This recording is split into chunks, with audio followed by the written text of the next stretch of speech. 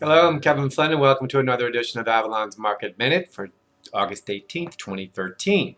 We're at the midpoint of August now, and markets have been behaving in classic calendar fashion. You may recall that a couple of weeks ago I was advising you not to listen to any talk about unstoppable markets or an August melt-up. There had been a two-day rally to kick off the month, but it was all calendar and program based. August is not a great month historically for equities and is prone to a weak start. So what happened next? We lost 1% the following week and a couple more percent last week. Now the press is running lots of stories about bad technical indicators, the lack of earnings growth, and whatever other worries people can think of. I don't mean to dismiss all of those concerns because some are very legitimate. They just aren't new. Apart from the technical factors, which usually aren't good this time of year anyway. Second quarter earnings season, which takes place mostly during the latter part of July, is the beginning of annual confession time. On average, more than half of the companies reporting will lower guidance for the rest of the year, so there's a loss of momentum. The classic pattern is for a run-up into the earnings season, which we got, and then a sell-off afterwards, which we're getting. So what happens next? Well, typically the stock market will start to rebound sometime over the next week or so, right into Labor Day, although it might sell off a little bit more first.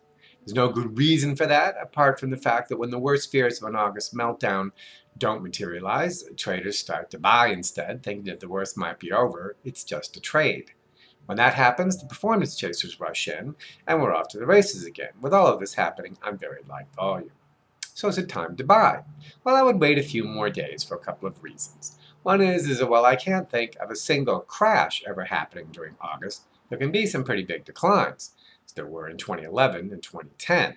Right now, we're barely in negative territory on the month.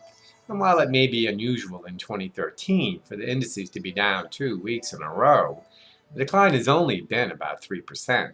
So there's definitely room to lose a couple more percent before bargain hunters start wondering if the decline has gone too far. Another reason is that the minutes of the last Fed meeting will be released on Wednesday. And that's basically it for them until next month. So the markets will be very eager, perhaps too eager, to get some clues about which direction the Fed will be leaning in for its September 19th meeting.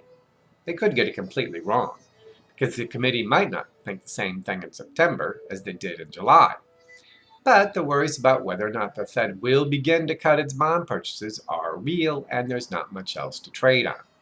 There's been so much talk about the stock market being dependent on the Fed that pretty much everyone believes that everyone else believes it.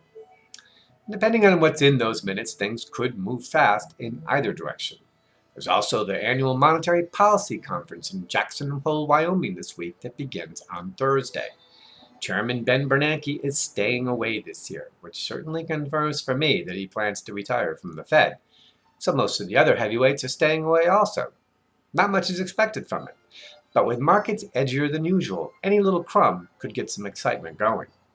So my advice is to stay neutral for a bit longer and don't make any big bets until the market has a chance to make up its mind what the next big Fed theory is.